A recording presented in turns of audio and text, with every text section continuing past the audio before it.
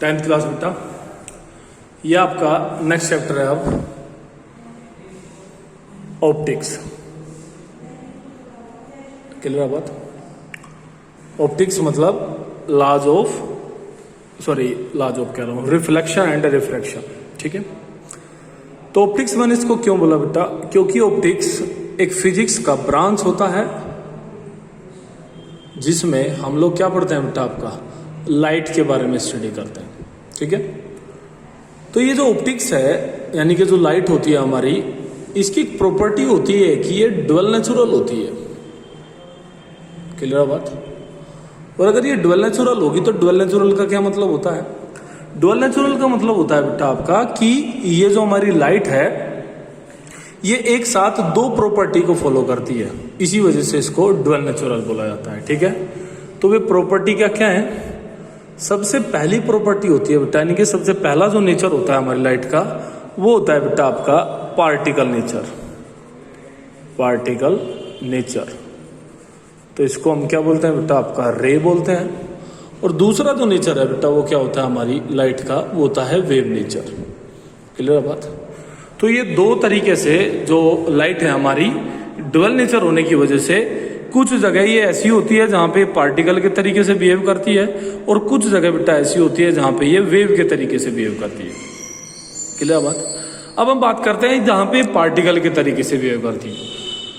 तो पार्टिकल के तरीके से इसका जो बिहेवियर है बेटा वो दो जगह होता है, जैसे एक रिफ्लेक्शन और दूसरा बेटा आपका रिफ्रैक्शन,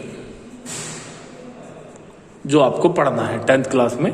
जो आपको पढ़ना है, आपको यही पढ़ना है, यानी कि पार्टिकल नेचर ही पढ़नी है लाइट की। ठीक है, इसका मतलब क्या है बेटा आपका, रिफ्लेक्शन और रिफ्रैक्शन। ठीक है, इसी तरीके से अगर वेव नेचर की बात करें, वेव ये नेचर कहां कहां शो करेगी? ये होता है बेटा आपका इंटरफेरेंस,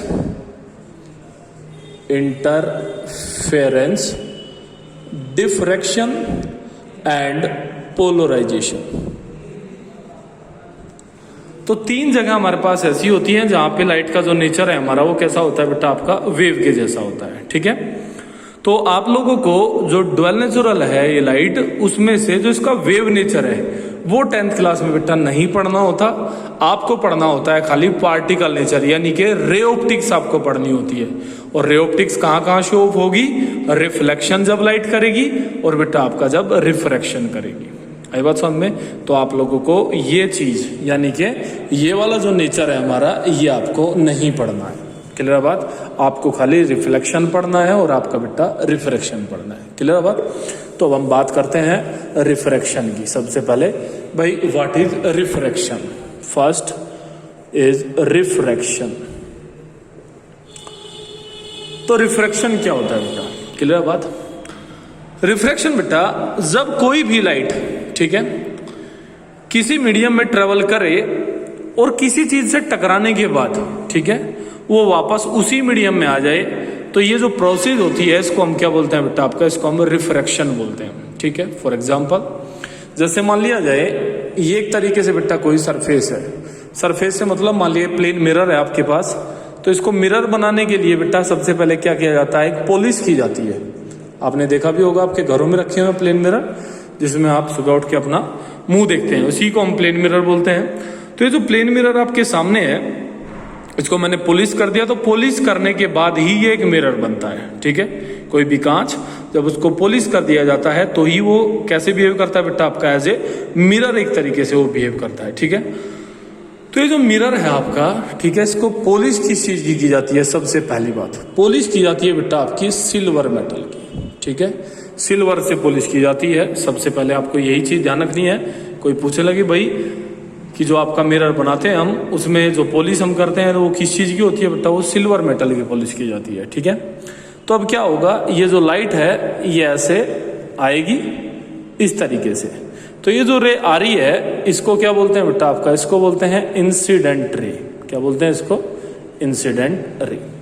जिस भी पॉइंट पर ये मिरर को स्ट्राइक करेगी वहां पे मैंने क्या काम किया बेटा, एक नॉर्मल, इसको क्या बोलते हैं, एक नॉर्मल जो है मैंने यहाँ पे इसमें ऐसे खींच दिया।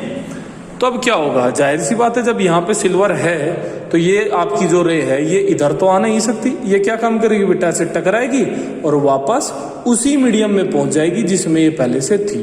ठीक है, तो यही जो प्रोसेस है, इसी प्रोसेस को हम क्या बोलते हैं बेटा, आपका इसको हम रिफ्रैक्शन बोलते हैं। क्लियर है बात। तो ये जो आपकी रे निकल के गई इसको बोलेंगे बेटा आपका रिफ्लेक्टिंग रे।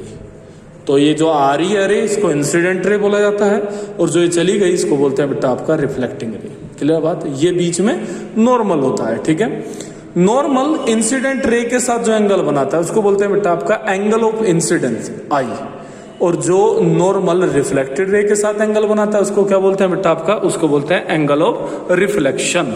इसको क्या बोलते हैं आपका, एंगल ऑफ इंसिडेंट, और इसको क्या बोलते हैं बेटा आपका एंगल ऑफ रिफ्लेक्शन। क्लियर बात। तो ध्यान हमें ये रखना है कि ये जो एंगल आपके बनते हैं ये किस किस के बीच बनते हैं बेटा, इंसिडेंट रे और नॉर्मल के बीच में, रिफ्लेक्टेड रे और नॉर्मल के बीच में, ना कि प्लेन और इंसिडेंट रे के बीच में। ये गलत हो जाएगा। ठीक है, यहां नहीं बनेगा, यहां बनेगा, इसको आपको ध्यान रखना है। क्लियर बात। तो इसी के बेसिस पर रिफ्लेक्शन जो होता है बेटा हमारा, इसके दो लॉ होते हैं, यानी कि इसके कुछ नियम होते हैं जिनको हम क्या बोलते हैं बेटा आपका लॉज ऑफ रिफ्लेक्शन। तो लॉज ऑफ जो रिफ्लेक्शन है वो कितने टाइप के होते हैं बेटा आपके, वो दो होते हैं। पहला नियम क्या कहता है, पहला नियम कहता है बेटा आपका incident ray, reflected ray and normal lie in same plane. ध्यान रखिए बेटा, आप देख भी सकते हैं कि आपकी इंसिडेंट रे है, रिफ्लेक्टेड रे है और आपका जो नॉर्मल है, ये तीनों चीजें एक ही प्लेन में लाई करती हैं। ठीक है, तो ये अगर ऐसा होगा तो ही रिफ्लेक्शन अकर होगा, अगर ऐसा नहीं है तो कोई रिफ्लेक्शन अकर नहीं होगा। बात क्लियर है बेटा। और सेकंड अगर हम रूल की बात करें तो सेकंड रूल हमें क्या कहता है कि angle of incident always equals to होगा किसके बेटा, आपका एंगल ऑफ रिफ्लेक्शन आर के। क्लियर बात। अगर आई बराबर आर है तो रिफ्लेक्शन होगा, अगर आई बराबर आर नहीं है तो कोई रिफ्लेक्शन नहीं होगा। क्लियर बात। लेकिन एक्चुअल में ऐसा नहीं होता। ठीक है, यानी कि अगर I, if angle I is not equals to angle R हो जाए तो भी बेटा कुछ जगह ऐसी होती है जहां पे रिफ्लेक्शन हो जाता है। क्लियर बात। क्योंकि रिफ्लेक्शन में आपको बताओ बेटा दो तरीके का होता है। ठीक है, जैसे पहला होता है रेगुलर रिफ्लेक्शन, रेगुलर रिफ्लेक्शन, और दूसरा क्या होता है बेटा आपका, दूसरा होता है आपका इर्रेगुलर रिफ्लेक्शन। तो रेगुलर रिफ्लेक्शन कौन सा होता है, जिसमें एंगल आई बराबर एंगल आर होगा। ठीक है, उसको बोलते हैं रेगुलर रिफ्लेक्शन। लेकिन अगर angle I is not equals to angle R हो, रिफ्लेक्शन तब भी रहेगा, लेकिन उसको हम क्या बोलेंगे बेटा, उसको हम बोलेंगे इर्रेगुलर रिफ्लेक्शन। बात क्लियर है बेटा। यहीं तक आप लोग आज पढ़े। ओके।